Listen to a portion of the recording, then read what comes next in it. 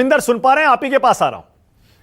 रविंदर, क्या माजरा क्या है, क्यों ये गठबंधन नहीं हो पा रहा है, और क्या ये सिर्फ पोस्चरिंग है या अभी भी कुछ संभावना बाकी है गठबंधन होने की?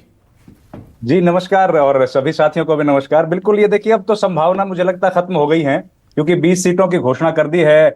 और इनमें से कुछ ऐसी सीटें थी जिन पर आम आदमी पार्टी चाहती थी अपने उम्मीदवार खड़े करना। लेकिन इस बात से एक बात मानक भाई क्लियर हो गई है कि हरियाणा में सबसे बड़े नेता हुड्डा हैं। हुड्डा शुरुआत से ही इस गठबंधन के पक्ष में नहीं थे। वो लगातार यही बात कह रहे थे कि हमारी पार्टी बहुत मजबूत स्थिति में है और हमें किसी गठबंधन की जरूरत है नहीं। तो अभी जो सेंट्रल लीडरशिप है उसकी तरफ से इसको गठबंधन ना बता के हमेशा एक सेक्रीफाइस बताया गया। और आज मुझे लगता है जब राहुल गांधी नहीं है यहाँ पर, वो विदेश में है, तो उनके पीछे से ये जो फैसला किया गया है, ये वाकई इस बात का अंदाजा शायद यहाँ तो हरियाणा में तो लोगों को नहीं था कि इस तरह भी हो सकता है, क्योंकि सबको यही लग रहा था अगर सीईसी की बैठक में राहुल गांधी ने इस पर कोई बात कही है तो जाहिर है उस पर फैसला यही होगा कि एक बड़ा गठबंधन बनेगा जिसमें समाजवादी पार्टी और वाम मोर्चा के साथी भी रहेंगे।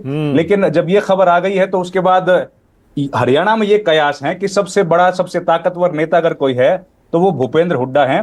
और इसके अलावा सुशील गुप्ता ने तो ये भी बोल दिया कि शाम तक, हो सकता है देर रात भी हो, लेकिन पूरी 90 सीट जो है वो घोषित कर देंगे। 90 उसके बाद संभावनाएं खत्म हो गई हैं। लेकिन इसका ये फायदा जरूर होगा कि जो शहरी इलाकों में जहां आम आदमी पार्टी का थोड़ा वजूद है, वहां पर वो वोट जो काटेंगी वो कांग्रेस पार्टी को फायदा होगा। वो बीजेपी के जो शहरी वोट हैं उनमें थोड़ी सेंध लगा सकते हैं, क्योंकि आम आदमी पार्टी का ज्यादा प्रभाव अगर कहीं है तो वो शहरी इलाकों में है। ग्रामीण इलाकों में आम आदमी पार्टी का प्रभाव नहीं है।